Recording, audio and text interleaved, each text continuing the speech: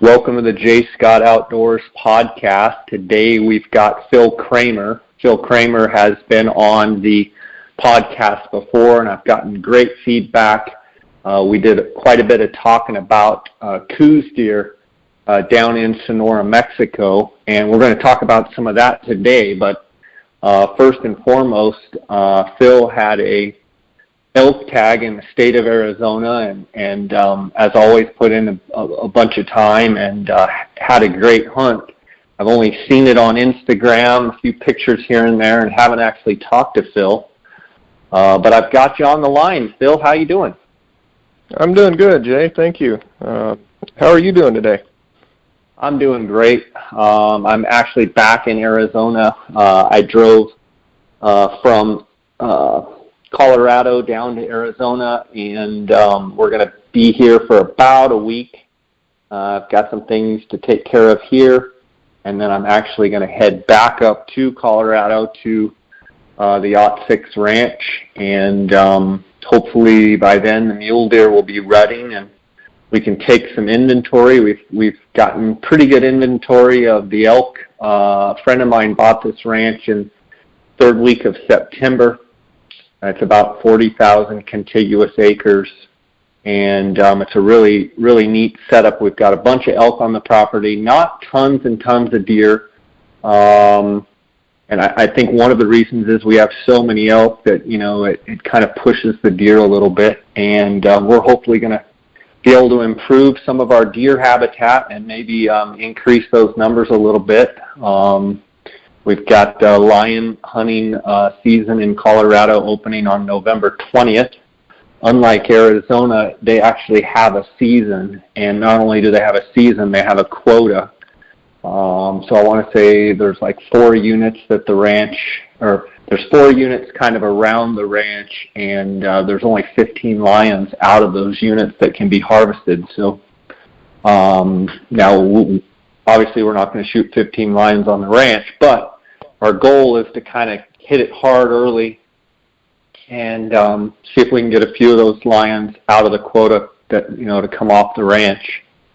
And Hunter Meekum, actually out of Tropic, Utah, works with me or for me up there, and we work together on kind of the hunting aspect of the ranch. And he comes from a long historic family, I should say, in the dry ground lion hunting, and he's 22 or 3 years old and a young kid, but he's probably got more experience than a lot of houndsmen out there. He's been following his dad and uncle around since he was 2 years old. They actually have pictures of him on treed lions at 2 years old, and so it's going to be a learning experience for me. I've done very, very little lion hunting, and certainly very little dry ground lion hunting. So I'm going to soak it up and enjoy it. And but enough about me. Phil, you had a elk hunt in Arizona, and saw that you looks like you had a great hunt. I did. You know, as always in Arizona, the first part's, you know, getting lucky enough to draw that tag, and I was that lucky this year where I did draw the tag. And he kind of mentioned there that put in some time, and I definitely ran quite a few trail cameras again as normal. We actually had a really wet summer, so some of my trail cameras ended up getting drowned in water, but nonetheless it worked out. So it was definitely a great hunt. For whatever reason, whether it be the moisture that we had, you know, the amount of feed that was up there, the cows were in great shape, and I think that spurred a pretty early rut for Arizona standards. Actually, a little too early in some cases, since the season was, you know, a week later this year than normal. And by the time actually the season started, some of the bulls were broke already, and they had been wallowing and, you know, rubbing and herding cows for a while already. So the first part of the season kind of got into it hit or miss, you know, where I was at, and there were pockets of bulls bugling really hard, and then other pockets where they were kind of out by themselves and cruising and still kind of trying to get back in the swing of things after that first I don't know what you want to call it, but the first time that the cows flurry. came in, and the first flurry, you bet. Yeah. And it's funny. I've seen it on years where everything's green, flowers are bloomed up, everything's feeling good, and cows are fleshy, and they seem to just kind of go off. Sometimes September, 4 or 5 days into September, they all start cranking. What's funny is it always seems like the years when the hunts are, say, that 9th, 10th, 11th, they seem to be way behind and not cranking. But it always seems, I don't know why, seems that when those hunt dates get pushed back a little bit, that 14th, 15th time frame in there, that for whatever reason they crank early. I don't think there's any correlation between the two, but it just seems to always work out that way. A couple questions. So you focused some trail cameras in the unit. You focused attention early, I assume, on some dirt tanks.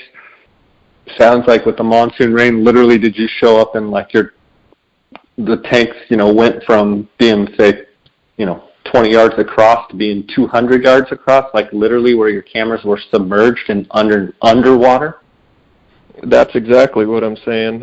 They got up there early, in June, and put a lot of cameras out on different water holes, and most of them were all dirt tanks, and they were so low that I was actually having to put, fence posts up because there wasn't a tree anywhere close enough to the water level to get a good enough picture. So put a bunch of posts up, put a bunch of cameras out, and then towards the end of July, first part of August, we got those just torrential monsoon storms, and the ponds that were just a little puddle then became a miniature lake. And there were, I think, 4 of them that you couldn't even see the top of my post, let alone the camera. So I didn't have to worry about anyone stealing them.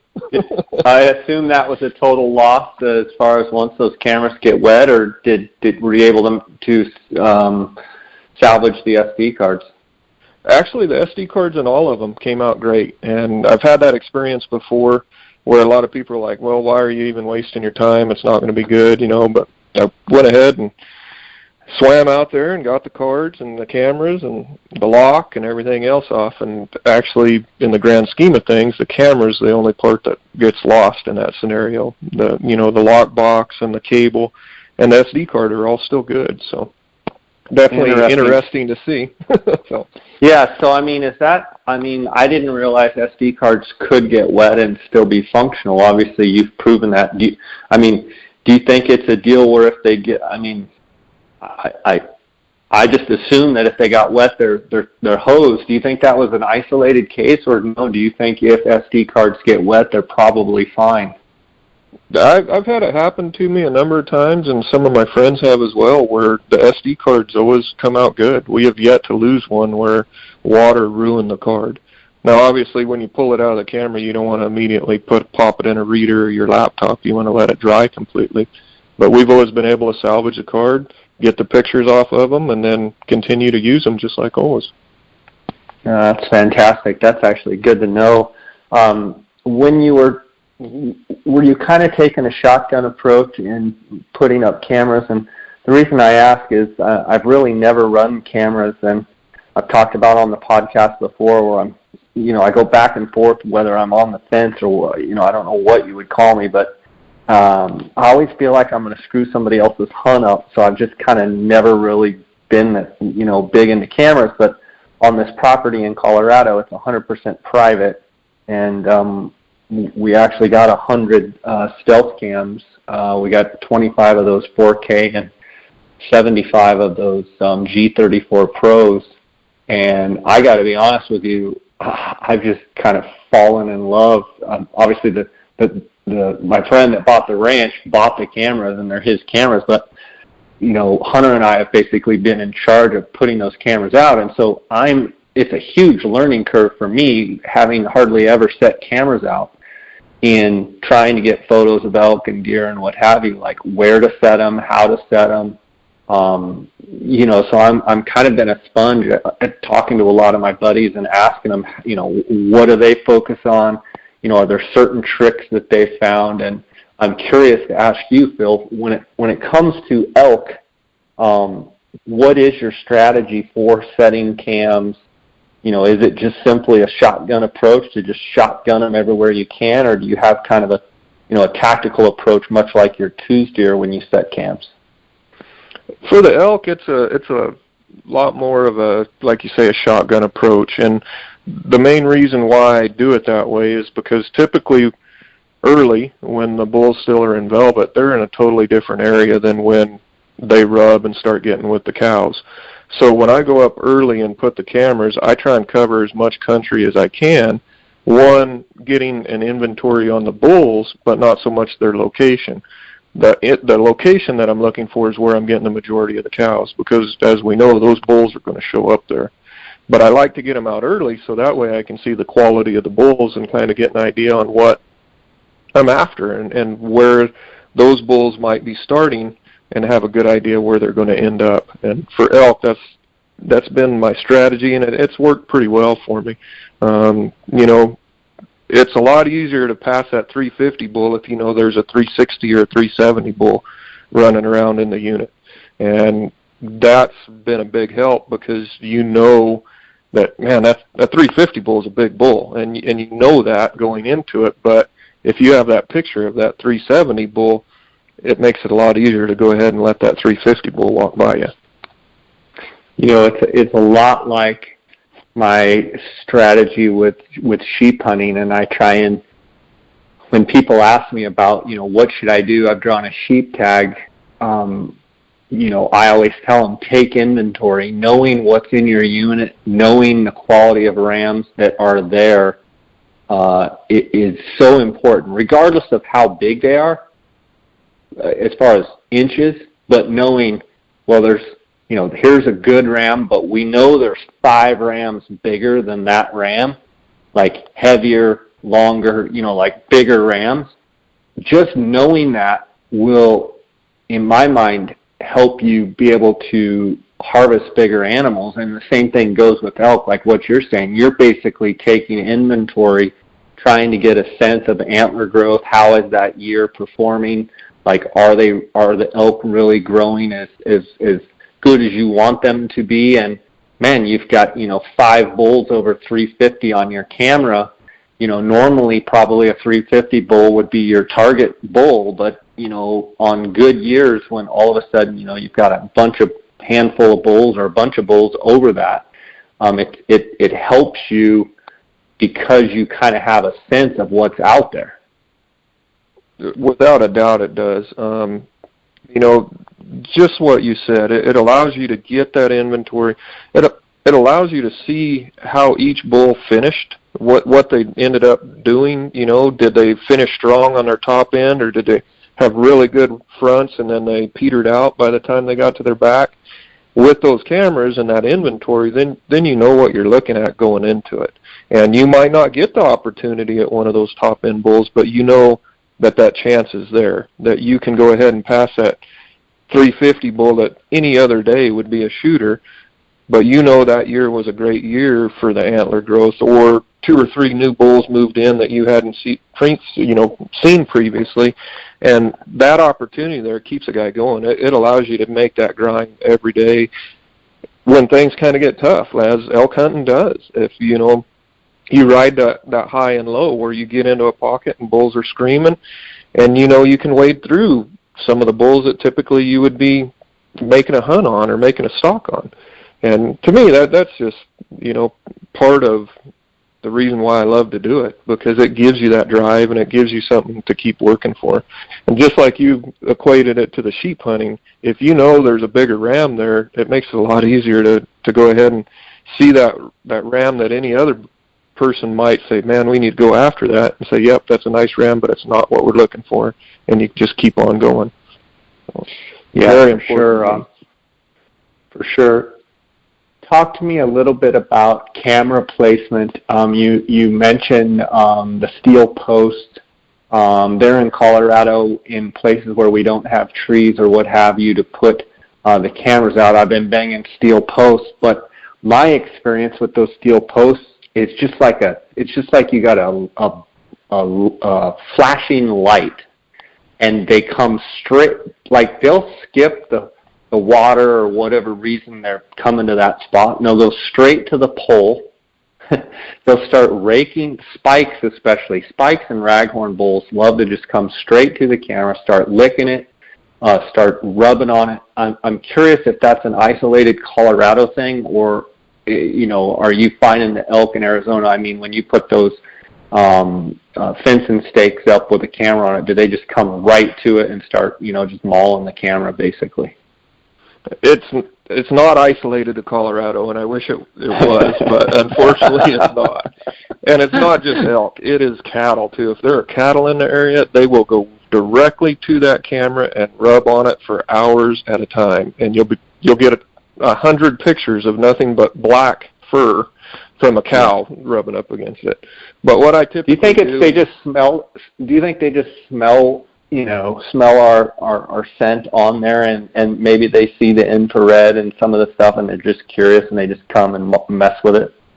I think it's curiosity more than anything. Something new showed up where they hadn't seen it before, and they just go to it. And I think they check it out, and then they smell it, and they lick it, and just like a kid almost, they want to taste it, they want to feel it, and try and figure out what it is. But what I've done to kind of try and prevent that, and it doesn't work all the time, but if there's any deadfall in the area, I'll take some sticks and I'll make a triangle basically around that T-post. And even though it's not high enough, to interfere with your camera, if you can put it on the ground, typically their curiosity is not enough where they want to step over a dead log to get to the post. Interesting. Okay, so that's a great tip. Really good luck. So in other words, you'll have the post in the middle, and then kind of have a triangle built around it. I mean, do you like build up several pieces, or just kind of lay it out there where they have to kind of maul through the brush to get to it? Basically, it depends on where you're at and what you have to work with. But I found even if it's just a foot high, and you put that barrier there, it's something that they actually have to go over to get to your camera. And most of the time, I found the curiosity is not enough for them to make them step over that dead log to go up and rub on your camera. So it's worked really good, and obviously if it's in an area where there's more deadfall readily available, I'll put it up higher. But normally it's just one log across each other forming a triangle, and 9 times out of 10 they won't step across it and go mess with your camera. Oh, that's cool. I just learned something right there. What about camera placement? People say place them either facing north or facing south. I assume you try and face them one or the other. Do you have a specific angle that you always say if you had to choose, this is the angle you would aim? It depends on the time of year, and what I mean by that is later in the year you can get away with a little bit more because your days are a lot shorter, so you have a lot less sun. In the summer times, then it really becomes more critical because that sun's up in the air, in the sky longer, it's more visible, it's heating the background up, so then you have more of the blowing trees, blowing grass come into play. But if I had my choice, every time I'd try and point it due north or due south, and then especially around water, I'll try and put 2 of them on the same post, and then that way you're not getting a directly north and south, but you're getting more of a 45, and you're able to cover a lot more of that water source or the travel way that you're trying to pick up having the animals come across. So Interesting. So if you're at the mouth of a tank, say you're on one side of a tank, how they kind of like the sand trap where the water comes in. So you would, instead of sticking a stake on one side or the other, you would always, or a lot of time, you would actually put 2 cameras and have them face in opposite directions. So in other words, you're covering your angle of cover, that the camera's covering is actually twice as much. You're getting 2 completely different opposite angles kind of at 45 on each other. Without a doubt. You bet. And the other thing that does, it allows that animal to be in front of the camera longer.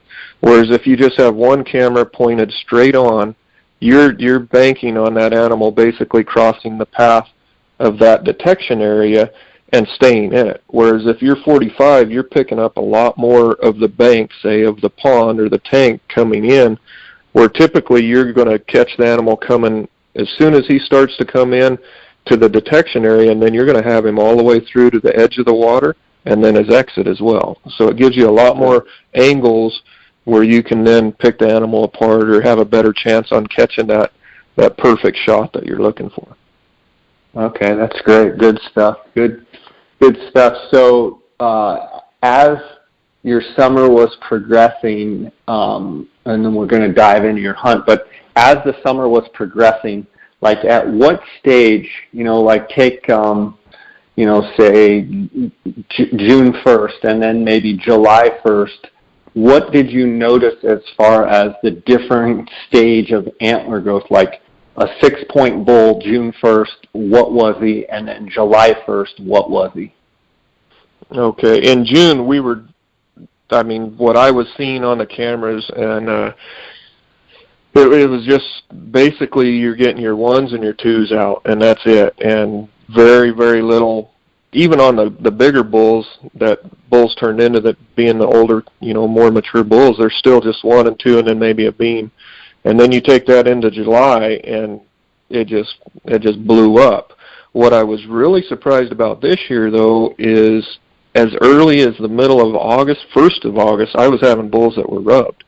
And, really? Fully developed, rubbed their velvet, and starting to travel with cows by the end of August. And I was just like, holy smokes, the rut's going to be over before the hunt starts. Yeah. Yeah. And I couldn't believe it. I have pictures of bulls rubbing their velvet right in front of a camera like August 15th.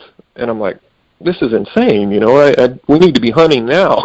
So, yeah, I think that attributes, though, to the cows being in really good shape and everybody's kind of feeling their oats and got with it early. I think that was definitely due to the moisture and the feed and everybody being happy. Normally, for the listeners out there that don't know, usually about the 7th, 8th, 9th, through about the 15th, even on into the 20th of August, you see most of your elk rubbing their velvet off. But what I heard you say is like that August 1st that you had multiple bulls rubbed out and already polished and by the 1st of August. That's correct. And I had never seen that before. As early it seems like a week to 2 weeks early, doesn't it? Yep, without a doubt. Interesting. Because normally Go ahead. Oh, so I was just going to say, normally by the end of August, you still have some of your younger bulls that are still packing velvet, and they're, then they're starting to rub and kind of get caught up with everybody else. And this year, I don't think I had any bulls by the middle of August that were still in velvet. They were all rubbed off and polished and ready to go. And then the mass migration starts. It seems as though as soon as they rub their velvet, you've got a lot of those bulls moving, whether they move out of the unit or just move around. And then you probably noticed an influx of completely different bulls. Talk a little bit about that transition period, and as a hunter, did you have any giants or anything that you were like, holy smokes, and then they're gone, and then maybe a new bull that you're like, whoa, what's this? Show up. Tell me about that. I did, and for me, that's one of the most frustrating times, trying to keep tabs on those bulls, especially if you find one that you're targeting and say, this is a bull I want to hunt, this is a bull I want to try and kill. And then he goes on what I call the walkabout, and trying to find out where he ends up just will drive you insane at times. And I had 2 bulls early hitting a tank, and they were very nocturnal all the time at night, very big bulls. And I'm like, I want to focus on these bulls. And they flat out disappeared on me by, I want to say it was the 1st of September, and I never saw them again. Through the hunt, after the hunt, gone. And to this day, I don't know where they went. But in the midst of trying to find them, I actually found a couple more, and I said, that surprised me, and I have no idea where they came from.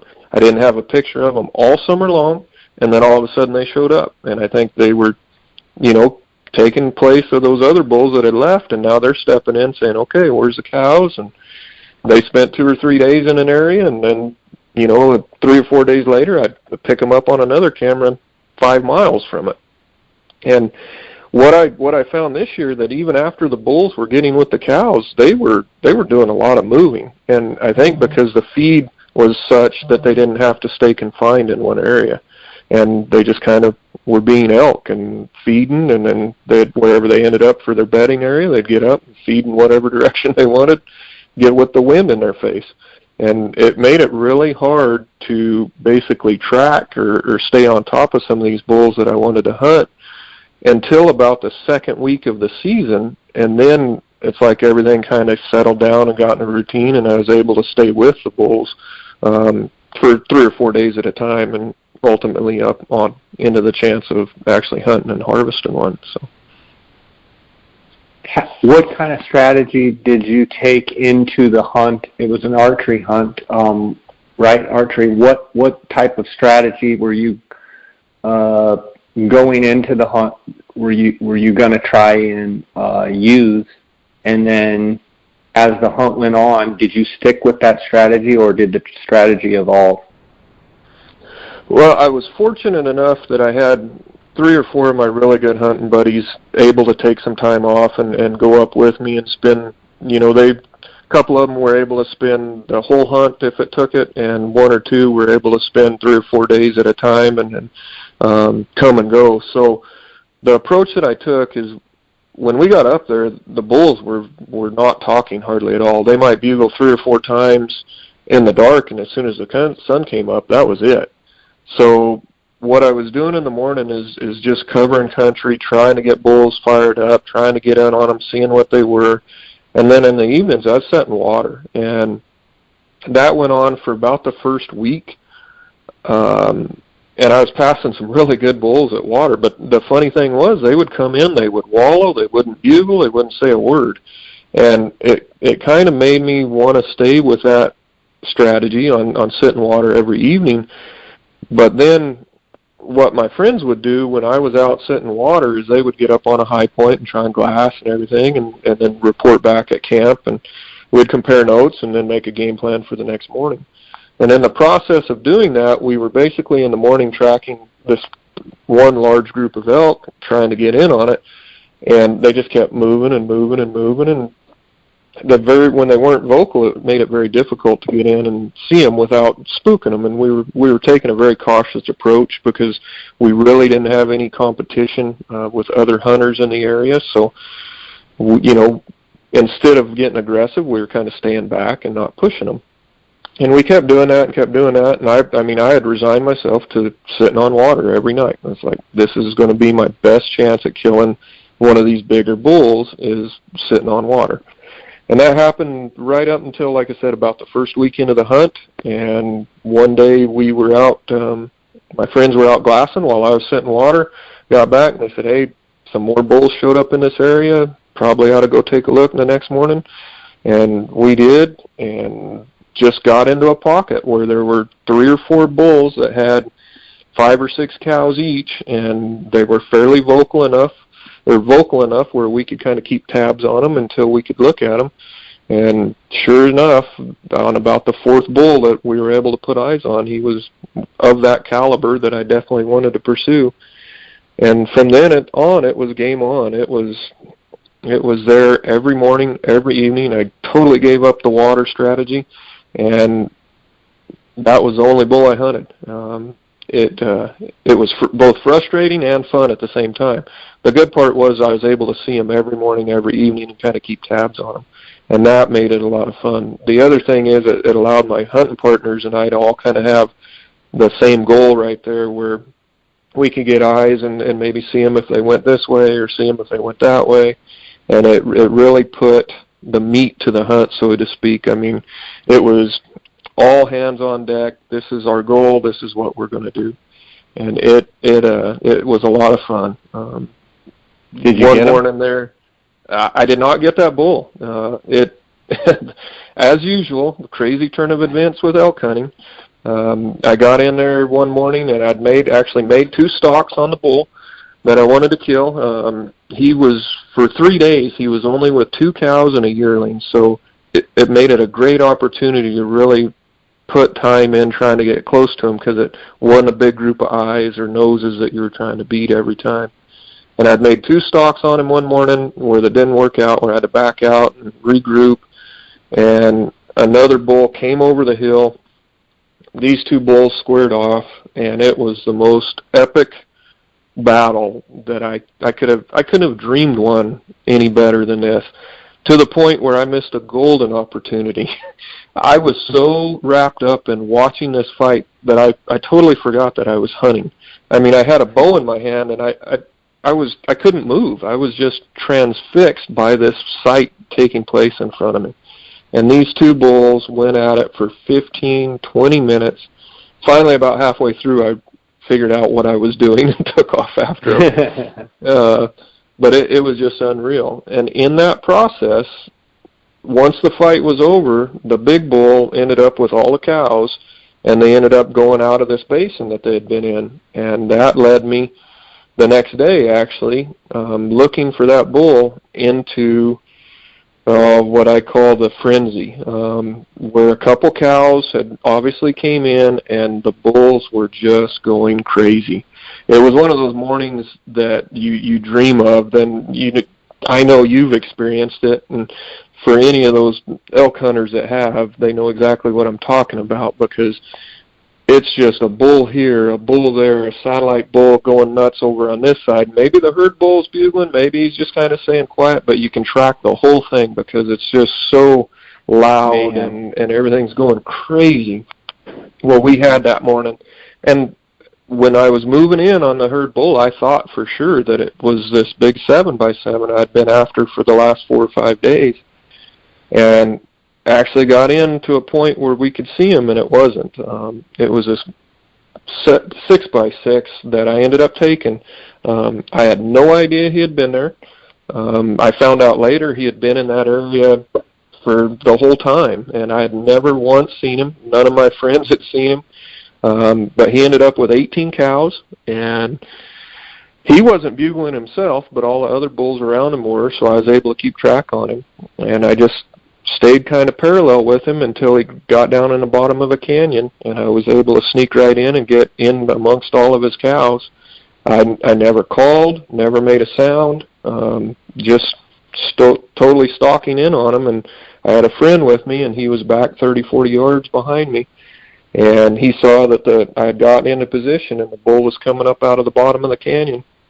And he actually was at a different angle and cow called and stopped the bull a little too soon, as so often happens. But anyway, the bull kind of snuck up through the trees a little bit, and I ended up with one opening at 43 yards. It was a very hard quartering away shot, but I felt like I could take it. It was one of those situations that you practice so long for that when the time comes, you have the confidence to go ahead and let the arrow go, and I did. I actually hit him back further than I would have liked, but it was such a hard quartering shot that with the angle it was able to get up in there. He crossed the canyon after the shot, ended up running into the cows again on the other side, and that kind of made me a little nervous, but then he soon left the cows, crossed back into the canyon, and then started up the other side. We gave him some time, trailed him, and fortunate enough that there he was. And it was one of those bulls that just has that look that I've always wanted to get as an elk hunter. It has the big whale tails and long force and long fists. I've never really killed a bull like that, so I was definitely overcome with emotion and joy, and just it's why we do it. it was That's unreal. Awesome. That is awesome, and he's a pretty dang good bull, isn't he? He is. He's actually my biggest bull that I've myself have personally taken. He ended up stretching a tape a little over 378 inches, and just a beautiful bull. He's only 33 inches wide, so I think he's got a little over 60 inches of mass, and it couldn't have worked out any better. Even though it wasn't the target bull that I was after, it's definitely one I'm proud of, and I would not change a thing if I had to do it over again. I'm looking at it on Instagram. For the listeners out there, you can look at Cramer Hunts. That's with a C, Cramer Hunts. I'll also link it up on the show notes here of the podcast. But he's got a just beautiful color to his rack, and that big old square whale tail where it's just, where his main beam after the fifth point just dives off. I'm sure on the hoof he looked fantastic. Oh, he did. The first time I laid eyes on him, he was actually crossing a canyon and going up the other side away from me. And as you know, everything looks better away. But when he turned and I saw those whale tails just drive, like you said, dive off, and then I looked and his fists were good and his force were good. And then in my mind, I'm thinking, well, he's got to have real small thirds. But then I look and I go, well, they're pretty good too. And then you get to the fronts and it's like, got good fronts. I was like, immediately in my mind, a number came into play. I'm like, that's got to be a 380 bull. And even though it was just a little bit shy of that, it didn't matter at that point. He had that look, and I said, man, that is a bull that I want all day long, every day. Let's go do it. And it just worked out where we did. So that's awesome. Very well, that's fantastic. That's one of those kind of hunts that you dream about, where you can be with your buddies and just get focused on one big bull, and you ended up getting a big bull, and the bull you were after, even though you didn't get him, it made for a great hunt, and it's one of those things that if you can enjoy with friends and family, that's pretty sweet for sure. And that big bull that got away, he's probably finished out the rut, and bred a lot of cows, and never know, maybe you'll draw the tag next year and get after him again. One could only hope. But you're exactly right. I think I ended up killing the bull on the 10th day of the hunt. So I got to experience it all, from the highs of being in that frenzy when they're all screaming to the lows of nothing saying a word and just grinding it out and making the hunt. But I'm fortunate to have really good hunting friends and good family support and everything else. And like you said, that's what makes it, and I feel very blessed to be able to do that. And I wouldn't change it even if I could. That's awesome. What do you have? So we're kind of here early November. What is on your plate moving forward? What are you changing your focus to now after elk season is over with? I'm slowly switching gears to coos, which I'm absolute coos nut. And the first thing coming up is my daughter and I both have a leftover coos tags down in southern Arizona that start next week. Starts on Friday. I want to say that's the 10th. So we'll be doing that. Fortunately, it falls on a holiday there, so my daughter doesn't have to miss school. Obviously, the focus for the first few days will be trying to fill her tag.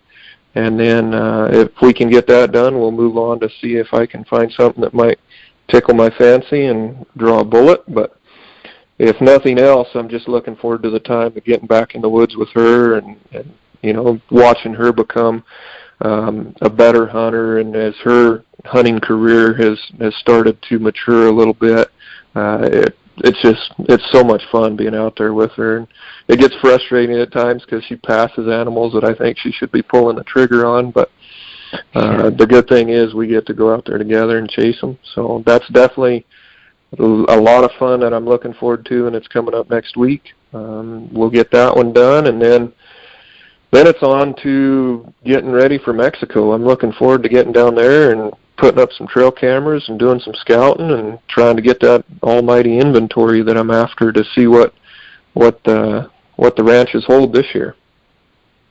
We had a great podcast, I believe, after the season last year, and we talked a lot about your strategy for scouting those ranches and using the trail cameras and what have you. And I think we should probably do another podcast before the season, and you can kind of update us on how your strategy is going, how your inventory taking is going. And I know I got a lot of feedback on that last episode.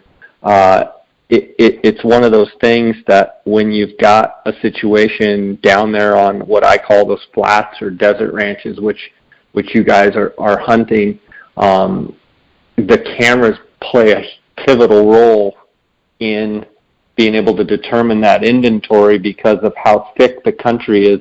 It's pretty hard to glass, especially when they're not rutting and moving around. So I mean, this time of year, even on into December, it's pretty it's pretty hard to see what's there, is it not?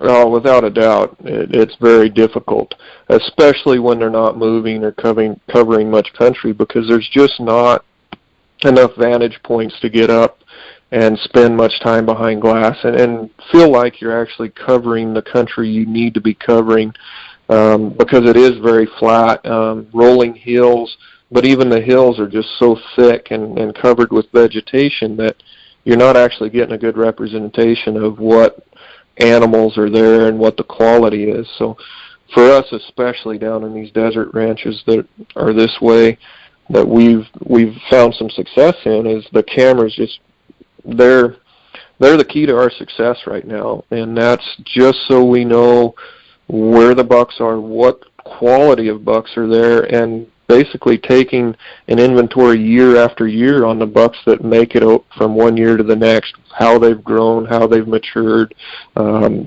trying to get basically an age platform for them that, okay, this buck's now 3.5, this buck might be 4.5, but he's really coming in his own.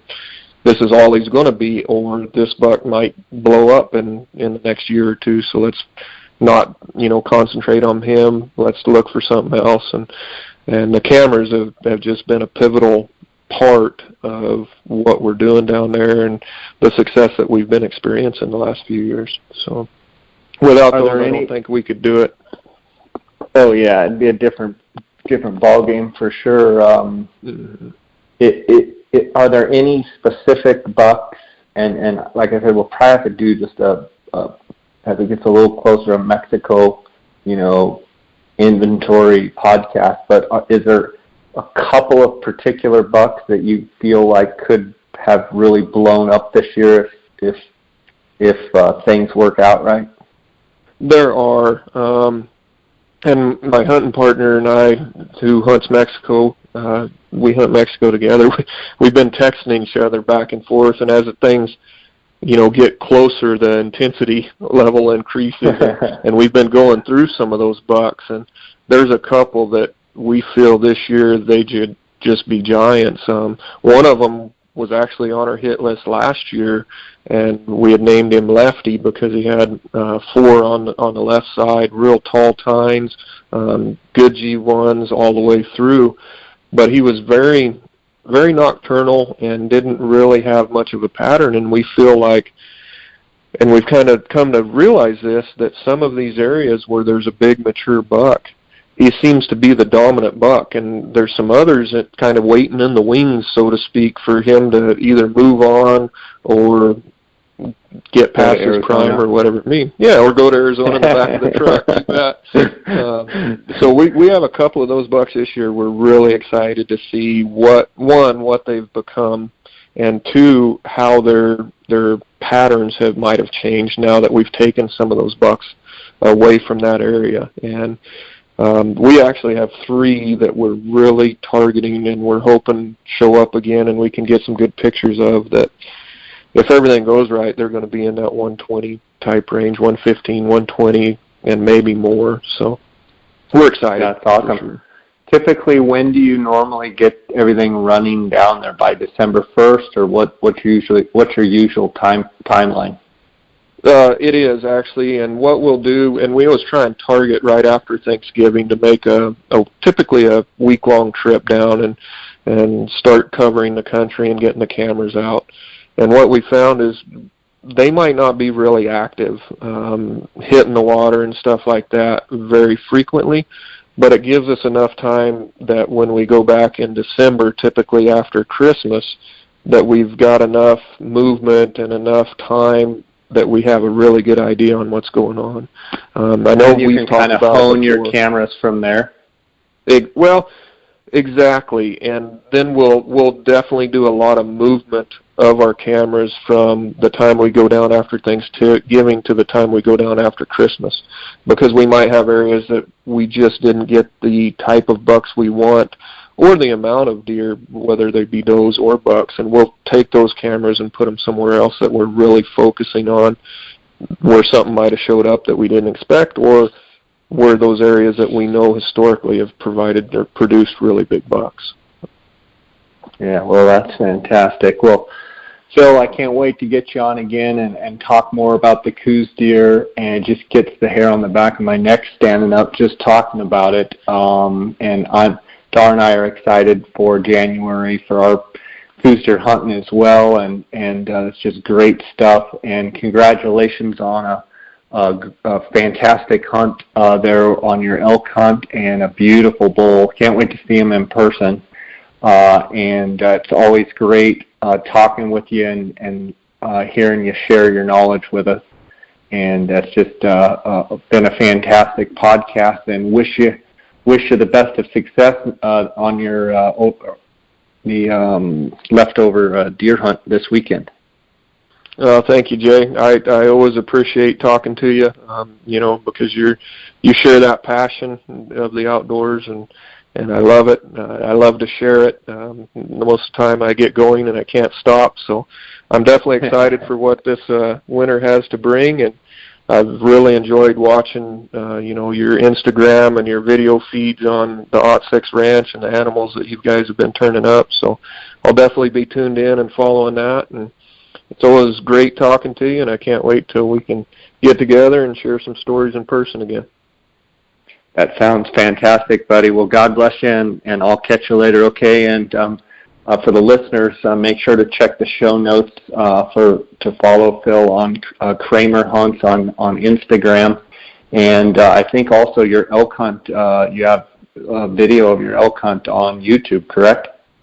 On Vimeo, I do, yes. Vimeo, which okay. I have the link on my Instagram to it as well. So, you bet. Okay, awesome. Well, Phil, take care, and until I talk to you next time, have a great hunt, and we'll be talking soon, okay? Sounds good, Jay. Thank you. God bless. All right, bye.